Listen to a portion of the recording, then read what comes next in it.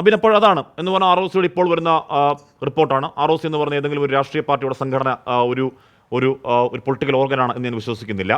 അതിൽ പറയൂ, അതിനോടൊപ്പം തന്നെ ഈ പറയുന്ന മുഖ്യമന്ത്രിയുടെ മകളെ കേട്ടില്ല, ഒരിക്കലും കേട്ടില്ല, അത് സ്വാഭാവിക നീതിയുടെ ലംഘനം എന്ന് ആരോപിച്ചുകൊണ്ടിരിക്കുമ്പോൾ ROC ചോദിക്കുന്നു, നിങ്ങൾ ഈ പറയുന്ന സേവനത്തിന് എന്തൊക്കെയാണ് സേവനം നൽകിയത്? രേഖ തരൂ. രേഖയില്ല. കൊടുക്കാനുള്ള രേഖ എന്താണ്? GST അടച്ച രേഖ. ആ ഒരൊറ്റ രേഖ മാത്രം വെച്ചുകൊണ്ട് രാഷ്ട്രീയ പ്രേരിതം എന്ന് പറഞ്ഞ് എത്ര നാൾ പിടിച്ചു നിൽക്കാൻ കഴിയും? രാഷ്ട്രീയ പ്രേരിതമാകും എന്നതിന് മുന്നനുഭവമൊക്കെ ഉണ്ട്. ഈ അന്വേഷണം എവിടെയും എത്തുന്ന വ്യക്തികളാണ് ഞാൻ വിശ്വസിക്കുന്നത് കേട്ടോ അബിൻ. പക്ഷേ ഇതിൽ വ്യക്തത കേരള ജനത ആഗ്രഹിക്കുന്നുണ്ട് അബിൻ.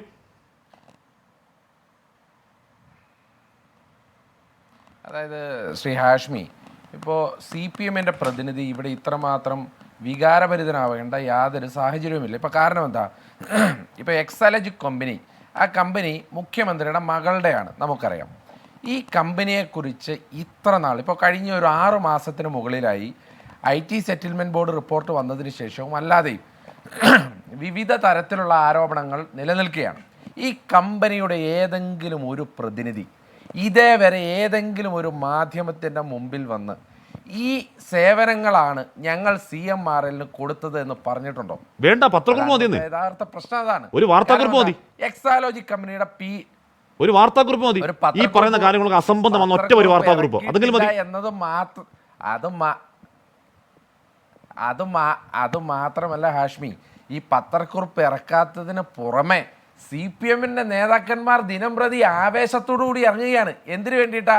ഇപ്പോൾ ഇടതുപക്ഷത്തിൻ്റെ പ്രതിനിധിയുടെ വാക്ക് കടമെടുത്താൽ ഈ കേരളത്തിലെ ഒരു പീറ കമ്പനിക്ക് വേണ്ടി, ഒരു പീറ സോഫ്റ്റ്വെയർ കമ്പനിക്ക് വാദമുഖങ്ങൾ നിരത്താൻ കഴിഞ്ഞ 6 മാസമായി കേരളത്തിലെ CPM-ന്റെ നേതാക്കന്മാർ വരിയായി ഇറങ്ങി നിൽക്കുകയാണ്. അപ്പോൾ പിന്നെ ഇവരെ PRO എന്നല്ലാതെ പിന്നെ വേറെ ഏതെങ്കിലും പദം വിളിക്കാനുണ്ടോ ഹാഷ്മി? ഇനി അത് മാത്രമല്ല, ഇപ്പോൾ AD മുസ്തഫയ്ക്ക്, പ്രിയപ്പെട്ട ഇടതുപക്ഷത്തിൻ്റെ പ്രതിനിധിക്ക് വികാരഭരിതനായല്ലോ. ശ്രീ മുസ്തഫ, താങ്കൾ ഇത്രയേറെ വികാരഭരിതനായി എന്നുണ്ടെങ്കിൽ താങ്കൾ പീറ കമ്പനി എന്ന് വിളിച്ച ആ കമ്പനിയുടെ ആദ്യത്തെ അഡ്രസ്സ് എവിടെയായിരുന്നു എന്ന് താങ്കൾക്കറിയാമോ? നിങ്ങളൊക്കെ ഇപ്പോൾ ന്യായീകരണമായി CPM-ന്റെ കേന്ദ്ര കമ്മിറ്റി അംഗങ്ങളും സംസ്ഥാന സെക്രട്ടറിയും പാർക്കുന്ന ഫ്ലാറ്റിൻ്റെ അഡ്രസ്സാണ് എന്ന് ഇവിടെ പറഞ്ഞു വെക്കാൻ ശ്രമിക്കുന്നുണ്ടല്ലോ ഹാഷ്മി. ഈ കമ്പനി ആദ്യം രജിസ്റ്റർ ചെയ്യുമ്പോൾ CPM-ന്റെ സംസ്ഥാന കമ്മിറ്റി ഓഫീസിൻ്റെ അഡ്രസ്സാണ് കൊടുത്തിരുന്നത്. പ്രിയപ്പെട്ട ഈ മുസ്തഫയ്ക്കൊക്കെ എന്തെങ്കിലും അതിനകത്ത് ആത്മാർത്ഥത ഉണ്ടെങ്കിൽ ആദ്യം CPM-നെ ചോദ്യം ചെയ്യും മുസ്തഫ.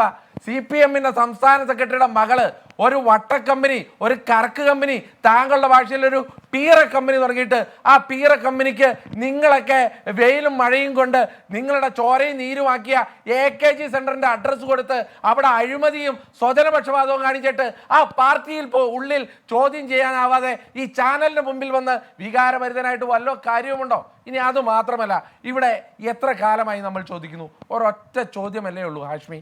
എക്സാലോജിക് കമ്പനി CMRL-ലുമായി ഒരു കരാറുണ്ടാക്കി, ശരി, സമ്മതിച്ചു.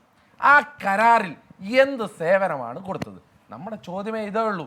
ആ ചോദ്യം ചോദിക്കുമ്പോൾ മറ്റേ എക്സാലോജിക് കമ്പനിയും CMRL കമ്പനിയും തമ്മിലുള്ള കരാറ്, CMRL കമ്പനിയുടെ ഓഫീസിൻ്റെ ചില്ലിൽ MS വിൻഡോസ് പതിക്കാൻ വേണ്ടി അവർ കരാറെടുത്തുവെന്നും അതുപോലെ തന്നെ പവർ പോയിന്റ് ഉണ്ടാക്കാൻ വേണ്ടി കൂടുതൽ കോൺട്രാക്റ്റ് കൊടുത്തുവെന്നും എക്സൽ ഷീറ്റ് ഉണ്ടാക്കാൻ വേണ്ടി കുറേ പേപ്പർ മേടിച്ചുവെന്നും ഒക്കെ ഇവിടുത്തെ ഇടതുപക്ഷത്തിൻ്റെ വക്താക്കന്മാർ വന്ന് പറയുമ്പോഴാണ് ഈ പ്രശ്നം.